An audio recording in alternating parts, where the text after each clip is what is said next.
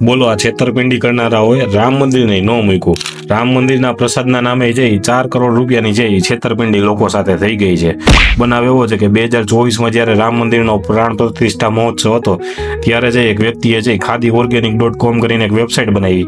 વેબસાઇટમાં જે લોકલ આપણા જે ભારતીયો હોય એની પાસેથી 51 રૂપિયામાં જે પ્રસાદના ઓર્ડર લીધા અને વિદેશીઓ પાસેથી જે $11 એટલે લગભગ 900 રૂપિયા ઉપર થાય એટલા રૂપિયામાં જે વિદેશીઓ પાસેથી ઓર્ડર લીધા અને 4 કરોડ રૂપિયા ભેગા કરી લીધા અને જે પછી જે ભાઈ જે ઉઠામણા કરી લીધા, કોઈને કાંઈ પ્રસાદ આવ્યો નહીં. એટલે વિચાર કરો, આપણો જે દેશ છે એમાં એક તો સરકાર છે એટલી આંધળી છે કે એને કાંઈ આવું દેખાતું નથી, આવડું મોટું સ્કેમ થઈ જાય તોય.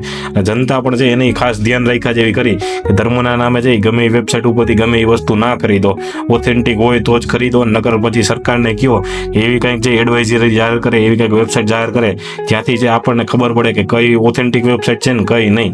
બાકી જે આ લોકો છે આવી રીતે જે જનતા સાથે જે છેતરામણીઓ થઈ રહી છે અને પૈસા ભેગા થઈ રહ્યા છે, જનતાને ખાસ કેવું હતું આવા ક્યાંય કાંડમાં આવતા નહીં. એટલે જે ભગવાનના નામે આવા જેટલા બનાવનારાઓ છે એનાથી દૂર રહેજો. ધન્યવાદ.